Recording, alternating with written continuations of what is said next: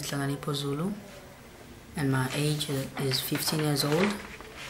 Coming from Zolbanzi High School, and my idea is to start a business of which my business will be like dealing with tents, hiring tents, and then serving people with the service of tents, because I've seen that near my home, my area, people don't have this kind of service. So I wanted to make something different to them, produce this tent service, of which my tent service will like have tents, and then under the tent I've got tables and chairs, and then I've got toilets, and then I've got like jumping castles for like kids when it's an event of kids. And then after those jumping castles, I'm going to have catering under it. So like basically my business would be like covering the whole idea, the whole like event.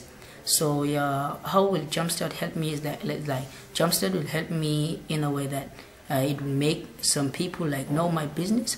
It will make me successful and make my dream come true, as I've always like dreamed of being a successful entrepreneur. So it will be so helpful, and I wish I will win this competition.